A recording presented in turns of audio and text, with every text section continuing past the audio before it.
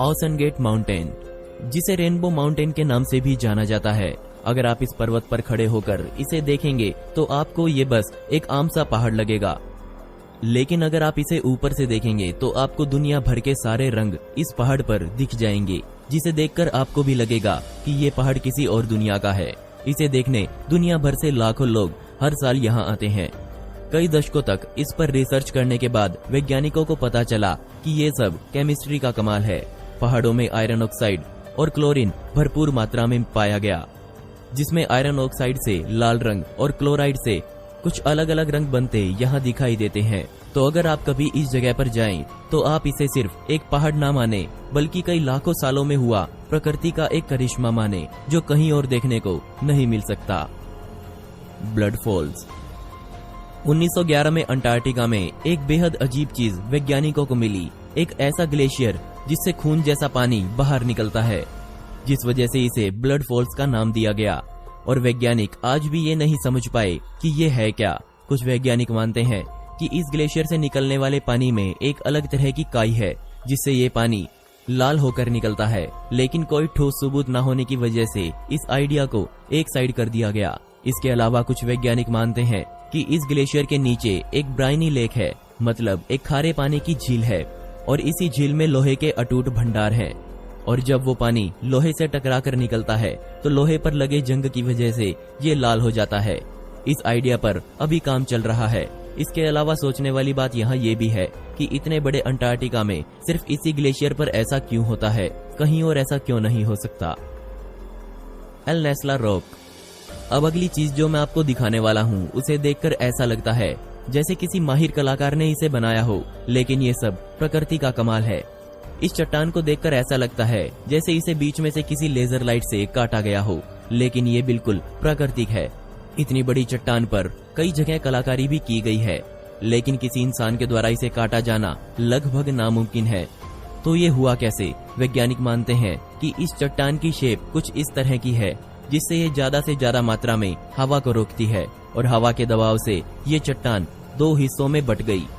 लेकिन यहाँ सोचने वाली बात यह है कि उस हवा में कितना दबाव होगा जिसने इतनी बड़ी चट्टान को भी काट दिया। लेकिन कुछ वैज्ञानिक मानते हैं कि पुराने जमाने के लोग आज से भी ज्यादा एडवांस थे और उन्होंने ही इसे लेजर से बीचों बीच काटा होगा।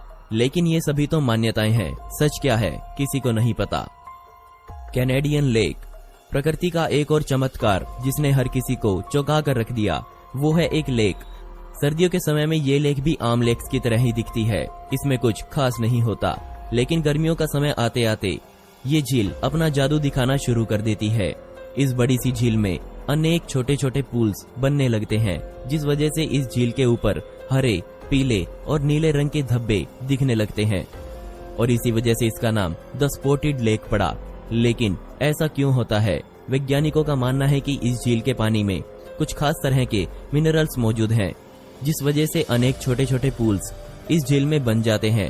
इसके अलावा यहाँ रहने वाले लोकल लोग इसे एक सीक्रेट साइट मानते हैं और इसकी पूजा करते हैं, और यहाँ उन्होंने इसका नाम क्लिलक लेक रखा है।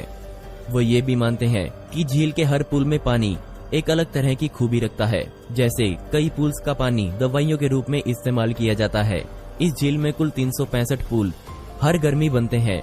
ये वाकई कमाल है। द नेबेबियन सर्कल्स।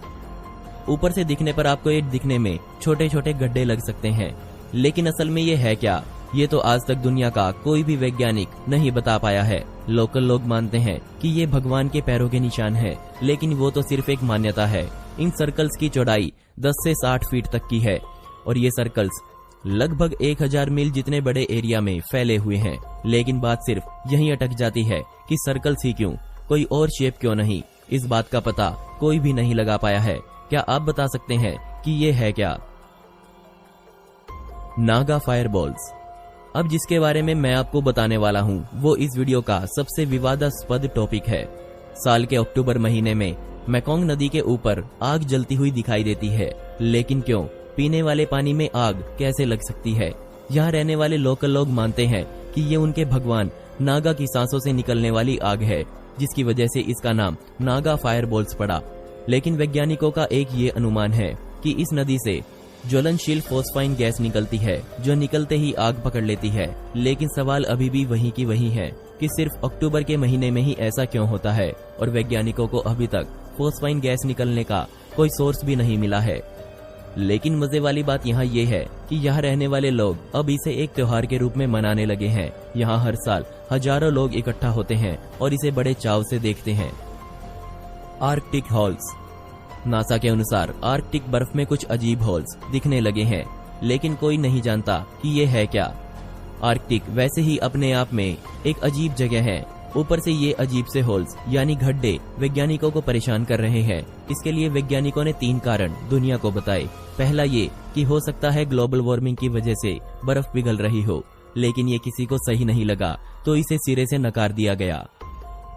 दूसरा, हो सकता है कि अंतरिक्ष से गिरने वाले पत्थरों की वजह से ये हुआ हो, लेकिन इसके कोई पुख्ता सबूत नहीं मिले। और तीसरा कारण वैज्ञानिकों ने बताया कि हो सकता है कोई सील ऐसा काम कर दे, क्योंकि उनको सांस लेने के लिए सतह पर आना पड़ता है। लेकिन आर्कटिक होल्स उन होल्स से बहुत बड़े हैं जो सील्स बनाती है, इसलिए ये कारण भी नकार दिया गया। इन गड्ढों को 2018 में ही खोजा गया है, तो इनके पीछे का कारण जानने में थोड़ा और समय जरूर लगेगा। दोस्तों, आपको इनमें से सबसे अजीब जगह कौन सी लगी मुझे नीचे कमेंट सेक्शन में जरूर बताइएगा। और इस वीडियो का पार्ट 5 चाहिए हो तो कमेंट में पार्ट 5 जरूर लिखें। ऐसी ही इंटरेस्टिंग वीडियोस देखने के लिए मिस्टीरियस दुनिया को अभी सब्सक्राइब करें।